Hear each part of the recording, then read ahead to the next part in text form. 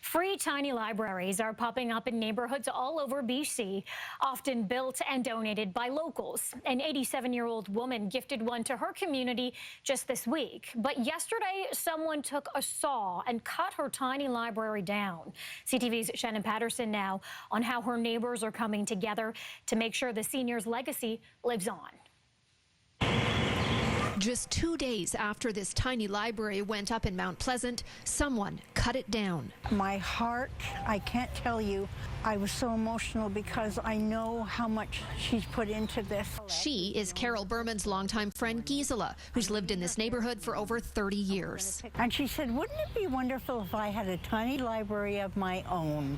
And I said, why don't you go for it? The 87-year-old paid to have it built and was there with Berman when it was installed Monday on public property near the Federal Store at 10th and Quebec. And she is delighted. It is her legacy. She is so excited about this. She's just happy, happy, happy.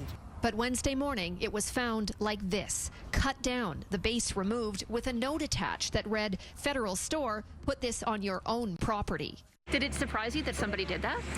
I mean, yeah, I feel like we have a really good relationship with lots of the residents, like all the residents. Like, this was, yeah, quite shocking. I mean, it's just a little box of books, you know, and I mean, that one's really cute. I don't know why you'd want to remove it.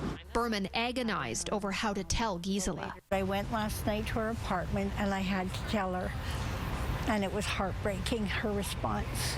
She was in shock. She was devastated, and we just shed a few tears together. Gisela doesn't get out much, so neighborhood residents made her this poster thanking her for the tiny library and vowing to put it back up. She is going to be so touched by it. I can't imagine. This is going to lift her spirits so high. And her legacy will live on. There are plans to reinstall Gisela's tiny library in front of the Federal Store. We have permission from the gentleman that owns the building that we're going to put the tiny library around the front. I think that's great. I go to those little libraries whenever I see them, and I'm here all the time, so I'm happy about that.